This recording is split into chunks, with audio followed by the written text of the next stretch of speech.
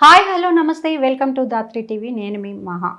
ఈరోజు మనతో ప్రత్యేక అతిథులు ఉన్నారండి. ఎందుకు ప్రత్యేకం అని చెప్పుకోవాలంటే ఆంధ్రుల అన్నపూర్ణగా ఆవిడ ఎంతో కీర్తిని ఖ్యాతిని ఆవిడ గాంచారు. ఆవిడే డొక్కా సీతమ్మ గారు. మరి వారి తరం వారు ఎవరైనా ఇప్పుడు ఉన్నారా అంటే ఎస్, మన ముందే ఉన్నారండి వారు.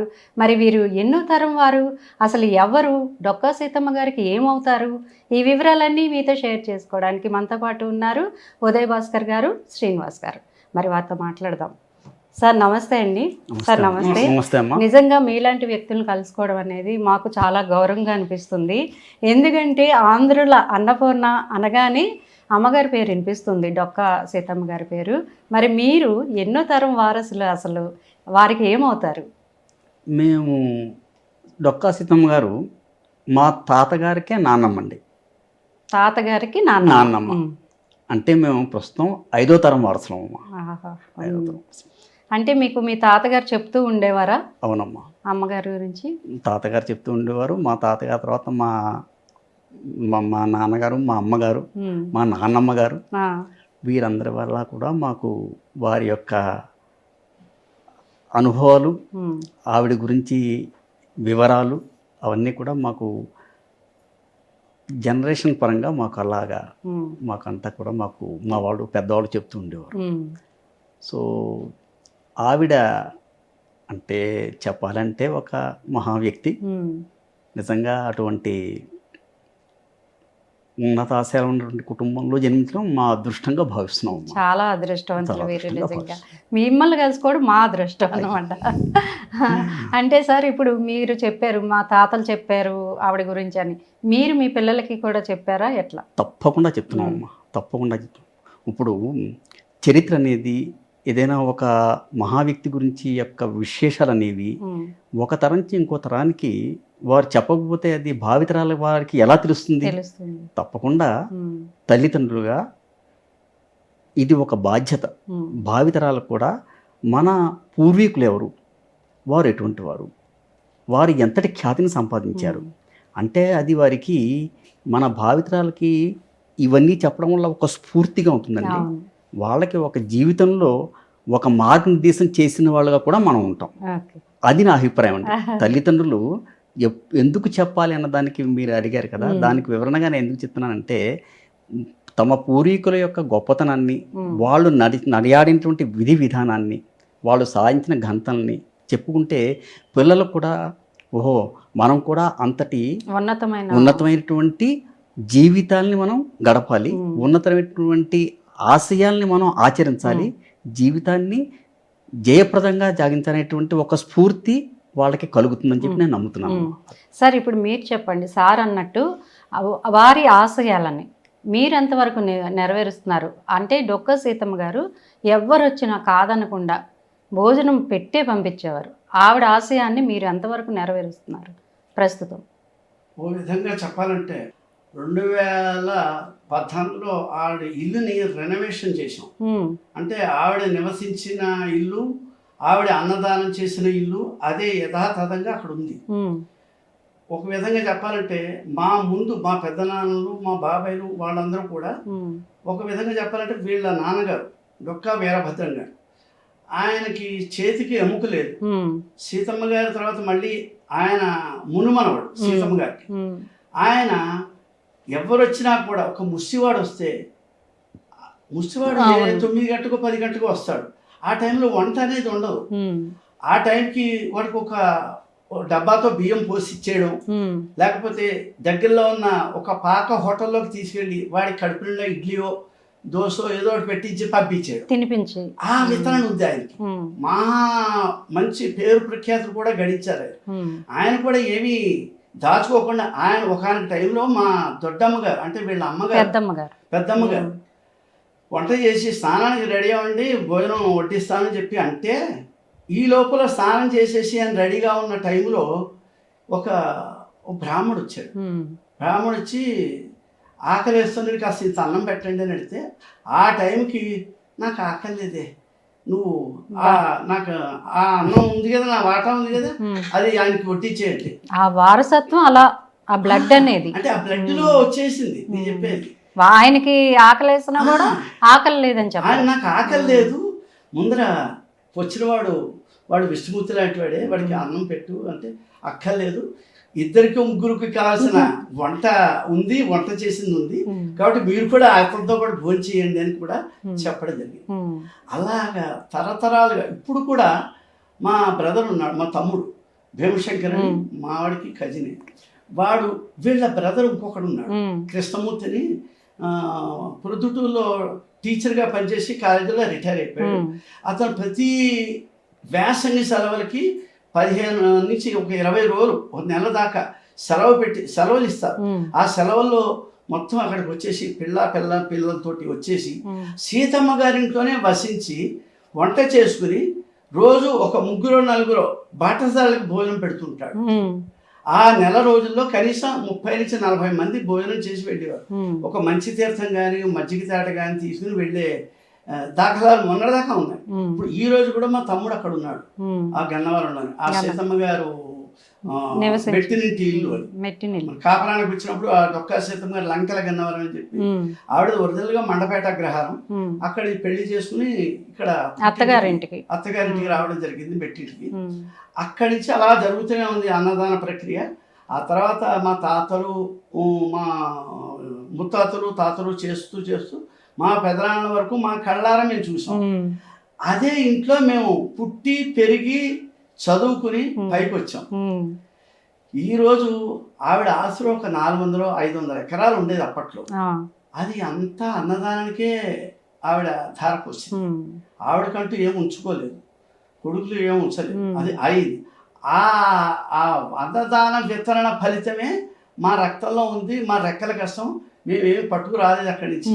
మేము ఇక్కడ వేరే ఊళ్ళలోకి వచ్చి మా ఉద్యోగాలు చేసుకుంటూ ఏ రోజు ఒక్క విషయం మాత్రం చెప్తాను, ఈ రోజు వరకు మేము చేయి చాచి అడగలేదు, ఇవ్వడమే. ఇప్పుడు కూడా మా హైదరాబాద్లో పై చేయి నేను కానీ ఏదైనా ఒకడు ఏమైనా చదువుకుంటానంటే ఫీజు కట్టాలంటే మేము వస్తాం ముందుకి, ఎవరికైనా ఇంత అన్నం పెట్టాలన్నా వస్తాం, ఎవరికైనా ఎక్కడైనా చిన్నవాడు పెళ్లి చేసుకుంటే లేనివాడు ఉంటే వాళ్ళకి ఏదైనా మీ వంతు సాయం, మా వంతు సాయం అన్నదానం వరకే, అది మేము పెట్టుకుంటాం. అలాగే 2003లో నేను హైదరాబాద్లోనే మాకు ఒక ఫ్రెండ్ ఉన్నాడు, వాళ్ళకి 2 ఆడపిల్లలు, అందులో ఒకడు పెళ్లి చేసుకుంటుంటే ఆ అమ్మాయికి మేము చందాలు చేసాం. ఒక అన్నదానం ఒకటి నేను పెట్టుకున్నాను, అన్నదానం పెట్టుకుని ఒక సమాజాన్ని ఒకటి బుక్ చేసి ఆ డబ్బులు కూడా నేనే పెట్టుకుని ఈ అన్నదానం కూడా 15,000-18,000 అయింది అప్పట్లో, 2,000 ఆ పెళ్లి చేశాను. ఇప్పుడు అమ్మాయి పిల్లా పాపలతో మనవలతో కాలక్షేపం అలాంటి చలవా. అలాగే 2014లో మా తమ్ముడు నేను కలిసి దాన్ని పునరుద్ధరణ చేయాలని చెప్పి చాలా ప్రయత్నించాం. మాకు ఇంకో అన్నగారు ఉన్నారు సత్యనారాయణని, అతను ఆ టైంకి చేద్దాం మన పురుగొల్పారు, ఆయన చేద్దాం అనుకున్నట్టు ఆయన ఇది కూడా తీరకుండా ఆయన కాలం చేశారు. తర్వాత అది మేము భుజస్కంధాలు మేము పెట్టుకుని మేము ఇద్దరం దాన్ని 2014లో మొదలెట్టి 2016లో దాన్ని కంప్లీట్ యథాతథంగా 250 సంవత్సరాల క్రితం ఉన్న ఇల్లు ఎలా ఉందో ఈ రోజుకి అది అలాగే యథాతథంగా దాన్ని ఉంచి దాన్ని ఒక మాన్యుమెంట్ లా ఉంచాం. అంటే మ్యూజియం లాగా ఏమన్నా చేసే ఆలోచన? ఆవిడ మనవలు, పిల్లలు, కోడళ్ళు, మునుమనవులు వాళ్ళ ఫోటోలన్నీ ఒక గ్యాలరీలా కూడా కలిసి పెట్టాము చేసి. ఇప్పుడు ఆవిడ వాడిన నుయ్యి ఆ బావి కూడా బాగు చేసి దాన్ని ఒక ప్రొటెక్షన్ చేసి అలా ఉంచాం. పెరడు కూడా ఒక నందనవనం లాగా జస్ట్ 4 మామిడి మొక్కలు, 4 అరటి మొక్కలు ఇలా వేసి 2 పనస మొక్కలు వేసి దాన్ని చెప్పటికప్పుడు ఎవ్రీ 6 months దాన్ని క్లీన్ అండ్ గ్రీన్గా చేసి పాము పురుగు అది లేకుండా దాన్ని కాపాడుతూ వస్తున్నాం. దాన్ని ఆ విధంగా మెయింటైన్ చేస్తాం. దాని మీద ఒక్క పైస కూడా మేము ఏమి ఆశించలేదు. ఇంకొకటి దీంట్లో ఉన్న ముఖ్యమైన విషయం, ఈ ప్రాజెక్టుని మేము ఎవరికి వెళ్ళి చేయించాల్సి అడగలే. మా సీతమ్మ గారి రక్త సంబంధీకులే, మేనత్తలు కానీ, కొడుకులు కానీ, మనవలు కానీ, మునుమనవలు కానీ వాళ్ళ దగ్గరే మేము కలెక్ట్ చేసాం. అంటే మా మేనత్తలు కానీ, మా తమ్ముడు కానీ, మా అన్నగారు ఇలాంటి వాళ్ళ దగ్గర వాళ్ళు వాలంటరీగా వచ్చి చేయించిన డబ్బుతోనే చేసాం. బయటికి వెడితే లక్షలు కూడా బ్లాంక్ చెక్కులు కూడా ఇచ్చేసిన దాఖలాలు కూడా ఉన్నాయి, కానీ మేము ఎప్పుడు చేయి చాచలేదు. ఇవ్వడమే మీది పెట్టే చేయి అనే కాబట్టి అది పద్ధతిలో చేసి దాన్ని 2014 మొదలెట్టి 2016లో దాన్ని కంప్లీట్ చేసాం. అది చక్కగా నడుస్తూనే ఉంది. అది ఎవ్రీ 6 monthsకో 4 monthsకో ఒకసారి వెళ్ళి మేము కలుస్తూ ఉంటాం, గ్యాదర్ అవుతాం అందరం కలిసి. సంక్రాంతికో దసరాకో వెళ్ళి కలుస్తూనే ఉంటాం ఆ విధంగా. ఓకే సార్, మంచి అంటే మాకు తెలియని విషయాలు చాలా చెప్పారు. అయితే ఇప్పుడు జరుగుతున్న సిచ్యువేషన్, డొక్కా సీతమ్మ గారి బయోపిక్ పై జరుగుతున్న వివాదం చూస్తున్నాం. ఒక మంచి సంకల్పం స్టార్ట్ అయినప్పుడు ఇలాంటి వివాదాలు, విమర్శలు ఇవన్నీ మామూలే, ఎందుకంటే చూస్తూనే ఉంటారు. అది మరి మీరు వారి వారసులుగా ఈ వివాదాన్ని మీరు ఎలా తీసుకోగలుగుతున్నారు, ఎలా ఛాలెంజ్ చేయగలుగుతున్నారు, ఎలా ఫేస్ చేయగలుగుతున్నారు? 2016లో ఈ డొక్కా సీతమ్మ గారి జీవిత చరిత్ర ఒరిజినల్గా దీన్ని 1958లో మిర్తిపాటి సీతారామచైలు అని చెప్పి మా మాస్టర్, ప్రైమరీ స్కూల్ మాస్టర్ రాశారు చరిత్ర. మా ఊళ్ళోనే మా ఇంటి పక్కన ఉంటారు, సీతమ్మ గారి ఇంటి పక్కనే ఉంటారు. ఆయనకి తోచింది, ఆయనకి సేకరించిన వివరాల ప్రకారం అప్పుడు ఆ రోజు ఈ విధంగా రాశారు. దీంట్లో కొన్ని ఇమ్మడలేని విషయాలు చాలా ఉన్నాయి. అది కూడా చాలా ఉన్నాయి. అంటే మా తాతల ద్వారా కానీ, మా పెద్దనాన్న ద్వారా కానీ, మా పెద్ద అన్నగారుల ద్వారా కానీ కొన్ని విషయాలు సేకరించాం. అది చేస్తున్నప్పుడు అది చేశారు. తర్వాత రామకృష్ణ అని, చిట్టూరు రామకృష్ణ అనుకుంటా, చిట్టూరు రామకృష్ణ ఒక రైటర్. అతను గన్నవరం వచ్చి మా డొక్కా వాళ్ళ కజిన్స్ కలిసి ఇలాగ నేను డొక్కా సీతమ్మ గారి పేరు మీద ఇది నాటకం రాశాను కాబట్టి ఇది దాన్ని ప్రింటింగ్కి నా దగ్గర సొమ్ములు లేవు, కాబట్టి ఏదైనా మీరు సాయం చేస్తే దాన్ని పబ్లిష్ చేస్తా అని చెప్పి చెప్పడం జరిగింది. సరే, అక్కడ ఎవరో మా కజిన్ వాళ్ళు డొక్కా నాదిబాబు అని అతను ఉంటే, అంటే అతను నాకు డైవర్ట్ చేశాడు. ఇతను భాస్కర్ ఉంటాడు అక్కడ హైదరాబాద్లో, ఆయన నాన్న మీకు సాయం చేయగలరు అని చెప్తే, సరే నా దగ్గర రావడం తటస్థించింది. తర్వాత చూసిన తర్వాత సరే నీకు నేను ఫైనాన్స్ చేస్తాను, ప్రింటింగ్ ప్రెస్కి వచ్చి మన ప్రూఫ్ రీడింగ్ కాబట్టి నా వల్ల కాదు, నేను కొంచెం బిజీగా ఉంటాను కాబట్టి నా వల్ల కాదు, మీకు హెల్ప్ చేయండి. అది చేసేసాను, ఇచ్చేశారు, అయిపోయింది. తర్వాత ఈయన ఏం చేశాడు, ఈ పుస్తకం కూడా రాసింది కూడా ఈ ఒరిజినల్ చరిత్ర ఏదైతే మా మిత్తిపాటి సీతారామచైలు గారు మాస్టర్ రాశారో దాని బేసిస్ రాశారు. ఈయన 2016లో ఈ పుస్తకం ప్రింట్ చేసి రాశారు. తర్వాత 2016లో ఎప్పుడో దీన్ని స్క్రీన్ ప్లే చేసి నేను సినిమా తీద్దాం అనుకుంటానండి ఉదయ భాస్కర్ గారు అంటే, తీవయ్య దానిలో ఒక మంచి పనే కదా అన్న ఉద్దేశంతో ఆయన కూడా నేను ఎంకరేజ్ చేసిన తర్వాత ఆయన 2017 ఎప్పుడో స్క్రీన్ ప్లే రాయడం మొదలెట్టాడు. ఏదో 60 సీన్లో 70 సీన్లో రాశానని చెప్పాడు. కానీ ఆయన కలవని మనిషి లేడు, కలవని రైటర్లు లేవు, కలవని ప్రొడ్యూసర్లు లేవు, అందరినీ కలిసిన కానీ అది కార్యాచరణలోకి రావట్లేదు. ఇప్పుడు 2017 అప్పుడు ఒకసారేమో తనికెళ్ళ భరణి గారితో నేను కలిశాను. ఆయనేమో సీతమ్మ గారి హస్బెండ్ క్యారెక్టర్ వేస్తా అన్నారు. ఆయనకి చెప్పాను, మేము ఇద్దరం కలిసి చేస్తామని చెప్పడం జరిగింది. సరే చెయ్యండి, మంచిదే కదా, దానికి ఏదైనా పర్మిషన్ కావాలన్నా మా సహకారాలు కావాలన్నా మా అన్నదమ్ములు అందరం ఉన్నా ఇస్తాం, చేస్తాం. తర్వాత కలవలేదు, ఆ ప్రాజెక్ట్ పట్టాలెక్కలేదు. తర్వాత 2023 సెప్టెంబర్ 16 నాడు భరణి గారు నాకు ఫోన్ చేశారు. బాచి గారు ఒకసారి మీ అపాయింట్మెంట్ కావాలి అంటే, బాబా అలా అంటారేంటండి, మేము ఏదో మామూలు సామాన్యులు, మీరు మంచి లెజెండ్ మనిషి, మేము వస్తాం, మీరు అక్కర్లేదు మా ఇంటికి, మేమే వస్తాం అని చెప్పి ఆవిడ మా తమ్ముడు శ్రీనివాసరావు నేను కలిసి ఆయన దగ్గరికి వెళ్ళడం తటస్థించింది.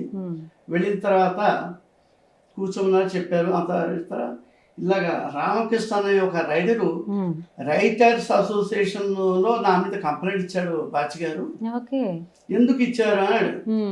ఆయనది నేను కాపీ కొట్టాంట, ఆయన భరణి గారు కాపీ కొట్టారంటే ఇలా అంటే, తర్వాత ఇలా చెప్పారు. తర్వాత పరుచూరు గోపాలకృష్ణ గారేమో భరణి గారు మీ మీద ఇలా కంప్లైంట్ కూడా వచ్చింది, ఏమిటి మీరు ఏమిటి సమాధానం అంటే, చేసుకోకండి, అది చరిత్రది, ఎవరైనా చేయొచ్చు, దానికి పెద్ద అభ్యంతరాలు ఏముంటుంది. ఇతిహాసాలు ఉన్నాయి, రామాయణ మహాభారతాలు ఉన్నాయి, చరిత్రలు ఉన్నాయి, ఎన్నో మన ఇది జానపదాలు, అవన్నీ రాజవి ఏమన్నా ఉంటాయి కదా, రాయలు కానీ, రాణి ప్రతాప్ కానీ, శివాజీ కానీ, ఇవన్నీ ఎందరో తీస్తున్నారు. అందులో ఏదో భాగం చరిత్ర. ఆయన ఏదో నోవెల్ రాస్తే ఆయన నేను కాపీ కొట్టలేదు, అలా ఏంటంటే ఆయన ఇష్టం, ఆయన ఏం చేసుకుంటారో చేసుకోమనండి అని చెప్పడం అలా జరిగిందని చెప్పి మాతో ఆయన భరణి గారు చెప్పారు. భరణి గారు. తర్వాత ఆయన ఏమిటంటే ఇలాగా మేము ఒక ప్రాజెక్ట్ ఇలా తీద్దాం అనుకుంటాను, సినిమా బాచి గారు, మీరు శ్రీనివాస్ గారు మాకు కాస్త పర్మిషన్ ఇచ్చారంటే దాని తప్పకుండా తీసుకుంటే ఆయన లెటర్ మీద రాసి ఇవ్వడం జరిగింది. ఆ రోజు నుంచి ఈ రోజు వరకు ఆయన ఏం చేయలేదు ఇంతవరకు రామకృష్ణ. ఈ లోపల 2024 నవంబర్లో రవినారాయణ గారు అని చెప్పి డైరెక్టర్ ఆయన ఆకళ్ళ గోపాలకృష్ణ అని చెప్పి నాకు మిత్రుడు, సహజ నటుడు, మేమిద్దరం కలిసి నాటకాలు రవీంద్ర భారతిలో వేస్తుంటాం, నేను కూడా స్టేజ్ యాక్టర్. ఆ విధంగా పట్టాను. అతను నా ఇంటికి పట్టుకొచ్చాడు. పట్టుకొచ్చి ఇలా బాచి గారు ఇలాగా సినిమా తీస్తాడు, మంచి యంగ్ ఎనర్జెటిక్ డైనమిక్ డైరెక్టర్ కాకుండా మంచి జీల్ ఉంది, శ్రీధర్ గారి చేస్తే ఎట్లా తీయాలని ఆయన 10-15 సినిమాలు అసోసియేట్గా చేశాక, కాబట్టి అతనికి మీ సపోర్ట్ కావాలంటే తీస్తానండి, దాని తప్పకుండా ఇస్తాను. ఇవ్వ రామకృష్ణ తీస్తానంటే అంటే అది ఎంతవరకు లేదు, అది ఎక్కడా వేసిన గొంగడి అక్కడే ఉంది, అది ఇంతవరకు పట్టా ఎక్కలేదు. కాబట్టి ఈయన తీసుకున్నానంటే దీనికి మేము ఫుల్ సపోర్ట్ చేస్తామని చెప్పి మా తమ్ముడైన శ్రీనివాసరావు నేను కూడా మార్చాం. వాళ్ళు నాకు తెలిసి ఒక 40-50% సినిమా కూడా షూటింగ్ అయిపోయింది. మమ్మల్ని కూడా పోస్టర్ లాంచింగ్ కూడా మమ్మల్ని ఇన్వైట్ చేశారు, అక్కడ కూడా వెళ్ళాం. మొన్న రీసెంట్గా జూన్ 24వ తారీఖున మన మురళీమోహన్ గారి బర్త్డే అయితే 85వ బర్త్డే ఉంటే దాన్ని కూడా పిలిచారు, వెళ్ళాం. అన్ని చక్కగా పెద్దవాళ్ళందరూ మంచి పెద్ద లెజెండ్స్ అందరూ వచ్చారు, డైరెక్టర్స్, ప్రొడ్యూసర్స్, రేలంగి నరసింహారావు గారు, మురళీమోహన్ గారు, మన కేసీఆర్ గారు, ఇలాంటి వాళ్ళందరూ వచ్చారు. వాళ్ళందరూ వాళ్ళ భావాలన్నీ వ్యక్తపరిచారు. వాళ్ళు కూడా మా నోటం బట్టి ఏమొచ్చిందో వాళ్ళు అదే చెప్పారు. మురళీమోహన్ గారు ఇది చరిత్ర, ఎవరైనా తీర్చు, దాంట్లో ఇది లేదు, ముందు తీర్చు వెనక్కి తీర్చు, ఎవరైనా తీర్చు, దాంట్లో విభేదించడానికి ఏమీ లేదు, ఆయన ఇష్టం ఆయన చేసుకునండి, మనం ముందుకు సాగుతామని చెప్పి ఆయన చెప్పడం జరిగింది. ఇప్పుడు రవినారాయణ గారు అంటే నాకు చాలా పరిచయం అండి. ఆయన 2014 నుంచి నేను ఆయన చేసిన అసోసియేట్గా చేసిన సినిమాల్లో కూడా నేను యాక్ట్ చేశాను. సో నాకు అప్పటి నుంచి తెలుసు ఆయన ఒకటి ఇప్పుడు ఏంటి డెబ్యూ సినిమా రావడమే, ఇట్లా ఒక బయోపిక్ని తీసుకొని అందులోనూ డొక్కా సీతమ్మ గారిది అనేసరికి ఇప్పుడు ఏంటంటే మనకి ఆంధ్రాలో మొత్తం పేరు వినిపిస్తుంది. ఎవరి వల్ల అంటే డిప్యూటీ సీఎం గారు పవన్ కళ్యాణ్ గారి వల్ల. అన్నా క్యాంటీన్ లాగే డొక్కా సీతమ్మ క్యాంటీన్లు పెట్టండి అని ఆయన అసెంబ్లీలో కూడా వాదిస్తున్నారు. సో ఇలాంటి సిచ్యువేషన్లో రవినారాయణ గారు సినిమా స్టార్ట్ చేశారు. దీన్ని క్యాష్ చేసుకోవాలని కూడా ఈ వివాదం జరుగుతుంది అనుకోవచ్చా? ఆయన అడ్డుకునే ప్రయత్నం జరుగుతుంది అనుకోవచ్చా? అడ్డుకున్న ప్రయత్నం జరుగుతుందంటే ఒక రకంగా మీరు అభిప్రాయపడింది సరి అయింది అని అంటానమ్మా. ఇది చెప్పే ముందర నేను ఒక చిన్న పద్యం ఒకటి ఉంది, దాని అర్థం ఏంటంటే ఆ పద్యంగా చెప్తే అది కొంచెం వారి యొక్క మనోభావాలు దెబ్బతింటాయి కాబట్టి ఆ పద్యంగా చెప్పకుండా దాన్ని అర్థాన్ని మటుకు చెప్తున్నాను. సార్ 3 రకాలైనటువంటి వ్యక్తులు ఉంటారని చెప్పి భర్తృహరి సుభాషితాల్లో ఉంది. కొంతమంది ఆరంభించరు, ఏదో అనేక కారణాల వల్ల ఇది జరుగుతుందో జరగదో అనేటటువంటి అనేక శంకలతో వారు పనిని ఆరంభించరు అని చెప్పి వచ్చి కొంతమంది ఆరంభిస్తారు, మధ్యలో దానికి తట్టుకోలేనటువంటి సవాళ్ళు ఎదురైనప్పుడు చతికిల పడిపోయి మధ్యలోనే ఆపు చేసేస్తారంట. మరి కొంతమంది వ్యక్తులు ఉంటారు, వారినే మనం విశిష్ట వ్యక్తులుగా పేర్కొంటాం. వారు ఒక పనిని ఆరంభించాలి అని చెప్పి వారి మనస్సులో పడింది అంటే ఆరంభిస్తారు, మధ్యలో ఎన్ని ఆటంకాలు వచ్చినా కూడా ఎదురెడతారు, ఎన్ని సవాళ్ళు వచ్చినా కూడా ఆ సవాళ్ళన్నింటినీ కూడా ఎదురిగితే ఆ సవాళ్ళంటే కూడా తమ యొక్క అవకాశాలుగా మార్చుకుంటారు. అవకాశాలుగా మార్చుకుని ఒక స్థితప్రజ్ఞతతో ముందుకు దూసుకెళ్తూ ఉంటారు. ఈ సందర్భంలో శ్రీ రవినారాయణ గారిని ఈ మూడో వ్యక్తికి చెందిన వ్యక్తిగా నేను పరిగణిస్తున్నాను. ఎందుకంటేనమ్మా, చిత్ర నిర్మాణం అన్నది అనేక సవాళ్ళతో కూడుకుని ఉన్నది. అవును సార్. ఆర్థికంగా కూడా అనేక అంశాలు ముడిపడి ఉన్నాయి. చాలా. చిత్ర పరిశ్రమలో అడుగు పెడుతూనే సాధారణంగా ఏ వ్యక్తికైనా మొదటి ఆలోచన ఎలా ఉంటుందంటే ఇది ఎంతో ఆర్థికంగా విజయవంతం అవ్వాలి, కమర్షియల్ మూవీగా విజయవంతం అవ్వాలి, ఆర్థికంగా నేను నిలదొక్కోవాలి. ఈ విషయంలో వారు ఆ ఆలోచనను కూడా కొంచెం పక్కకి నెట్టి నేను తీయబోయే పిక్చర్ని, నేను తీయబోయే చిత్రాన్ని ఈ చిత్రంతోనే తీస్తానని స్థిర నిశ్చయంతో ఒక సంకల్పంతో ఈ సందర్భంలో వీరికి నిర్మాతగా వ్యవహరిస్తున్న రాంబాబు గారిని కూడా నేను అభినందించాలి. తప్పకుండా. ఎందుకంటే ఇవాళ రేపు ప్రపంచం అన్నీ కూడా ఆర్థిక అంశాలతోనే ముడిపడి ఉందమ్మా. కాబట్టి ఈ రకంగా వారు ముందుకు వెళ్ళాలన్నది వారి యొక్క స్థిరమైన అభిప్రాయానికి, ఒక స్థిరమైన వ్యక్తిత్వానికి మచ్చుతునక ప్రతీక అని చెప్పి నేను నమ్ముతున్నాను. ఇక ఈ విషయంలో ఒక అడ్డుపడ్డంగా అనేటటువంటి అంశాన్ని మీరు ప్రస్తావించారు. ఈ అంశాన్ని నేను ఎలా పరిశీలిస్తున్నానంటేనండి, ఇప్పుడు ఒక వ్యక్తి అతను మా అన్నయ్య గారు చెప్పినట్టుగా 2016 నుంచి 2025 వరకు 9 సంవత్సరాలు అతను ఎప్పుడూ కూడా ఆయన కాగితాల్లోనే మిగిలిపోయింది కానీ కార్యాచరణకి వెళ్ళలేదు. ఇప్పుడు కార్యాచరణకి వెళ్ళాలి అంటే అనేక రకాలైనటువంటివి సమకూర్చుకోవాలి. ఆ సమకూర్చుకోవడంలో ఆయన ఎంతవరకు కృతకృత్యాలో తెలియదు మనకి. కానీ వారు చేసిన ఆరోపణలు కొన్ని ఈ నిన్నటి వారు ముఖత ఇచ్చిన ఒక మౌఖిక ఇంటర్వ్యూలో నేను చూశాను. వారందరూ కూడా ఏదైతే నేను రాసుకున్నాను దాన్ని తస్కరించారు, అది ఏదైనా ఆరోపణ చేశారు. అవి ఇప్పుడు రవినారాయణ గారు ఏం రాసుకున్నారు, ఆయన యొక్క స్క్రిప్ట్ ఏమిటి అన్నది అది వారికి కూలంకషంగా తెలుసా? తెలియనప్పుడు మనం ఆరోపణలు చేయడం ఎంతవరకు సమంజసం? మనం బాధ్యతాయుతమైనటువంటి పౌర సమాజంలో ఉన్నాం. బాధ్యతాయుతమైన పౌర సమాజంలో మనం ఒక వ్యక్తి మీద పూర్తి అంశాలు తెలియకుండా ఆరోపణ చేయడం తగదు అని నా అభిప్రాయం. అలాగే వారు ఇంకొక విషయం కూడా అన్నారు, మురళీమోహన్ గారినే నేను దీన్ని దర్శకత్వం వహించమని చెప్పి కూడా అన్నాను అన్న ఒక మాట కూడా అందులో ఉంది.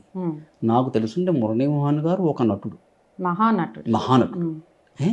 వారు ఇంతవరకు ఒక దర్శకత్వ బాధ్యత చేపట్టారని చెప్పి నేను వినలేదు. ఏమో మనకు తెలియకుండా వారు ఏమన్నా దర్శకత్వం చేశారేమో నాకు తెలియదు. కాబట్టి ఇటువంటి విషయాలన్నీ కూడా ఏమని ప్రతిఫలిపిస్తున్నా అంటే అండి, ఆయనకు ఒక రకమైన స్థిరాభిప్రాయం లేదు. ఏదైనా ఒక చేద్దామన్నా కూడా దాన్ని ఏమంటారు, కృతనిశ్చయం, ఏదో కమిట్మెంట్ అంటే కృతనిశ్చయం అనేది లేదు అన్నది ఈ విషయాల ద్వారా తేటతెల్లం అవుతుంది కదండి. అది కాక వీరు చెప్పినట్టుగా చరిత్ర అనేది ఎవరైనా తీయచ్చు. ఏమండి, మానవ మేధస్సుకి ముందు తరాల వారికి మనం ఒకటే సత్సంకల్పం ఏమిటంటే, ముందు తరాల వారికి ఇటువంటి వ్యక్తులు మన సమాజంలో ఉన్నారు, మన మధ్య ఉన్నారు. ఇప్పుడు మీరు ఇందాక అడిగారు మీ పూర్వీకుల గురించి, మీ కొడుకులకి వాళ్ళకి చెప్తున్నారని. ఎందుకు చెప్తున్నాం? అటువంటి ఉన్నాయి కాబట్టి వారు దాని నుంచి స్ఫూర్తి తీసుకుని వారు కూడా ఒక సమాజంలో బాధ్యతాయుతమైన పౌరులుగా తయారవుతారని చెప్పి. దాని ఉద్దేశం అదమ్మా. ఇప్పుడు మనం ఏదైనా ఒక విషయాన్ని గ్రహించామన్నా దాన్ని మళ్ళీ ఎదరికి తీసి ఇంకో దాన్ని కొంచెం ఫర్దర్గా దాన్ని తీసుకెళ్తున్నాం కూడా దాని ప్రధాన ఉద్దేశం ఏదో అయి ఉండాలి. వీరంతా కూడా అటువంటి సక్రమార్గం నుంచి ఒక పౌర సమాజంలో ఒక చక్కటి వ్యక్తులుగా ఉండాలనేటువంటి సదుద్దేశం అయి ఉండాలి. కాబట్టి ఆ సదుద్దేశం నాకు రవినారాయణ గారిలో ప్రస్ఫుటంగా కనపడింది. ఆయన ముందర నుంచి వారితో చాలాసార్లు నేను భేటీ అయ్యాను, సంభాషించాను. వారితో సంభాషించినప్పుడల్లా కూడా వారు చెప్పిన విషయం ఏంటంటే అండి, అయ్యా మాకు ఇది ఏదో ఒక ఆర్థికంతో ముడిపడిన ఏదో వచ్చి పడిపోవాలని కాదు, ఇది ప్రజల్లోకి అందరికీ కూడా ఈ చిత్ర పరిశ్రమ, చిత్రం అది సినిమా అన్నది ఒక చాలా ప్రభావవంతమైనటువంటి ఒక మాధ్యమం. ఇట్స్ వెరీ పవర్ఫుల్ మీడియా అంట. ఆ మీడియా ద్వారా, ఆ ప్రభావవంతమైన మాధ్యమం ద్వారా ప్రజల హృదయాల్లోకి వెళ్ళాలి. ప్రజలు దీన్ని చాలా కాలం గుర్తుపెట్టుకోవాలి. ఈ ప్రజలు ఇటువంటి దాన్ని మళ్ళీ వారి భావితరాలకి చేరవయ్య అనేటువంటి ప్రధాన ఉద్దేశంతోనే ఈ సినిమా తీస్తున్నానని చెప్పారు. కాబట్టి ఈ విషయంలో మరి వారు ఒక కోర్టు దాకా ఒక ఇది వెళ్ళింది అంటే, ఒక స్త్రీ అంటే మనం బాధ్యతమైన పౌరులుగా కోర్టు యొక్క ఆదేశాలని మనం నడుచుకోవాలి. అది వచ్చేదాకా వేచి చూడాలి. మధ్య మధ్యలో ఇటువంటివి చేసి అనవసరంగా మనం మీడియా ముందరికి వెళ్ళి ఇవన్నీ కూడా అంతగా అవసరం లేని చర్యలు అని చెప్పి నా అభిప్రాయం. సార్, ఇప్పుడు ఒక విషయం ఇక్కడ మనం గమనించాల్సింది, రామకృష్ణ గారు మీకు బాగా తెలిసిన ఆయన బుక్ ఇట్లా ప్రింట్ చేస్తామన్నప్పుడు ఆర్థిక సాయం మీరు చేశారు. ఆ స్క్రిప్ట్ మీ దగ్గర ఉంది, ఆయన రాసిన బుక్లో ఏముందో మీకు తెలుసు. ఇప్పుడు రవినారాయణ గారు కూడా మీ దగ్గరకు వచ్చారు, కలిసినప్పుడు ఆయన ఏం రాసుకున్నారో ఆ స్క్రిప్ట్ కూడా మీ దగ్గర ఉంది. మరి ఈ రెండిట్లో ఒకలాగే ఉందా? ఆయన కాపీ కొట్టినట్టుందా రవినారాయణ గారు? మీరు గమనించింది ధన సహాయం చేసిన మాట వాస్తవమే. ఆ నాటకంలో ఇదే నాటిక పుస్తకం అన్నపూర్ణ డొక్కా సీతమ్మ రామకృష్ణ. ఇది 2016లో ఆయన పబ్లిష్ చేయించాడు. నేను ధన సహాయం చేసిన తర్వాత నేను కూడా చూశాను. ఇది కూడా నాటకీకరణకు కొంత ఎక్స్టెంపో చేయాలి, ఒక 20 జోడించాలి కాబట్టి అందుకని ఇదిగో ఆ వరవల్లో ఉంది ఇది. తర్వాత మన రవినారాయణ గారి స్క్రీన్ ప్లే కూడా చూడడం జరిగింది. అక్కడక్కడ 2-3 సీన్స్ నేను పరిశీలించి నేను చదివాను కూడా, స్క్రిప్ట్ చదివాను. అది చాలా బాగుంది. ఒక విధంగా ఆయన దాంట్లో ఇన్వాల్వ్ అయిపోయాడు. ఆ సీతమ్మ గారి ఆ దాన గుణాలన్నీ ఎలా చేసింది ఏమిటనేది దాంట్లో ఇన్వాల్వ్ అయిపోయి, ఆయనలో ఆవిడలాగే ఈయన ఇన్వాల్వ్ అయిపోయి ఇలా చేసిందా ఆయనే దానం చేసి పాత్రలో ఆయన అయిపోయి రాసుకొచ్చాడు ఆ స్క్రీన్ ప్లే. అందుకని ఆ స్క్రీన్ ప్లే చాలా బాగుంది. అది ఎక్కుతోందంటే నేను చాలా ఆనందపడ్డాను.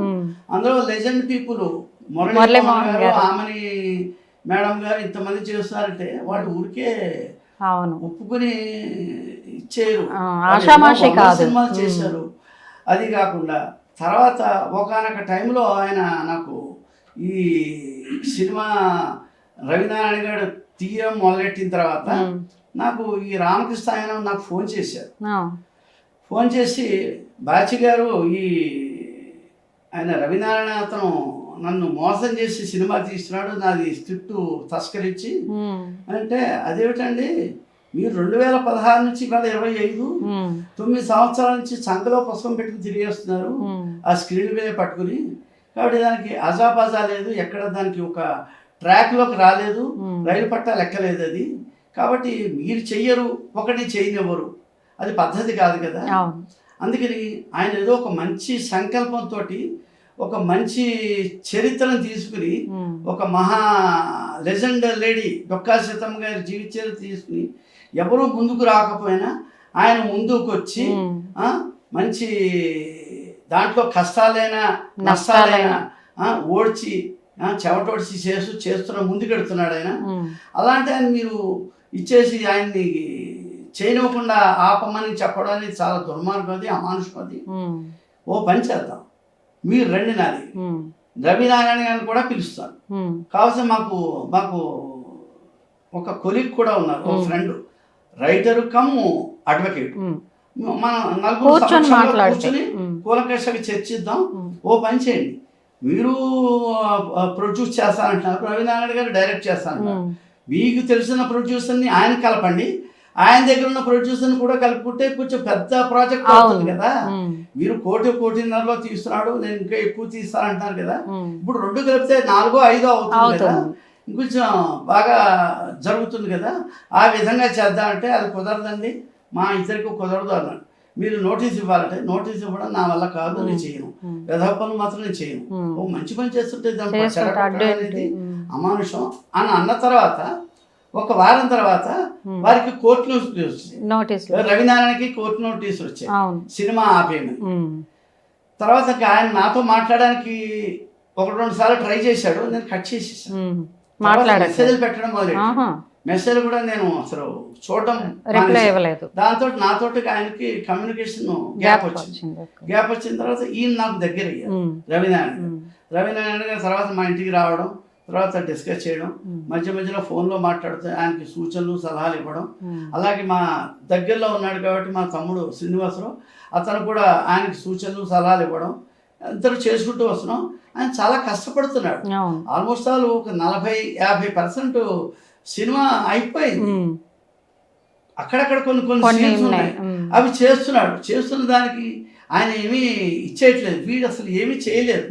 వాడిని పట్టుకుని బ్లాక్ మెయిలింగ్ ఈయన చేసే ప్రొడ్యూసర్స్కి, ఈయనకి ఎంకరేజ్ చేసే ప్రొడ్యూసర్స్ కానీ, ఇంకొకళ్ళు ఎవరైనా సపోర్టర్స్ కానీ, మోరల్ సపోర్ట్ చేసే వాళ్ళకి కానీ ఫోన్లు చేసి మీరు ఆయనకి చేయకండి, ఆయన ఇంకోటి అని చెప్పి ఆయన బ్యాడ్గా ఆయన్ని క్యాన్వాస్ చేస్తున్నారు. చాలా తప్పు మన ఇదిలో బజార్. అది చాలా అమానుషం అని చెప్పి నేను కేకలాడడం జరిగింది.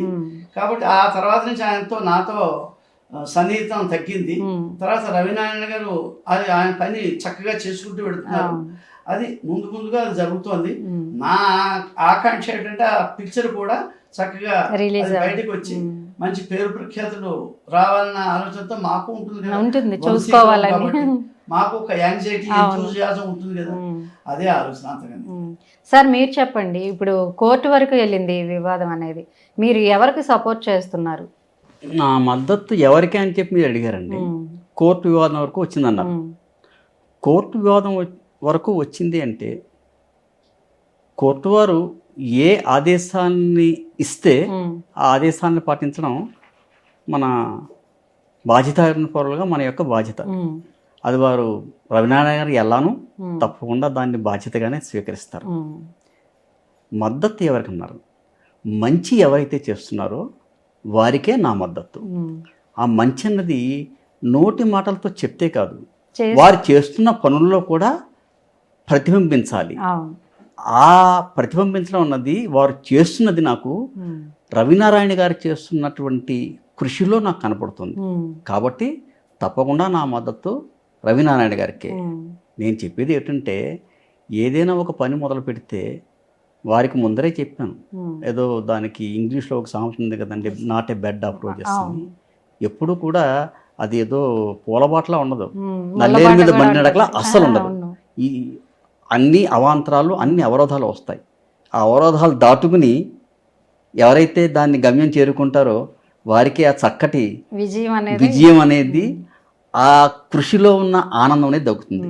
అది వారికి తప్పకుండా దక్కుతుందని చెప్పి నేను మనసా ఆశిస్తూ, ఈ చిత్రం తప్పకుండా వారు తీస్తారు, విజయవంతం అవుతుంది.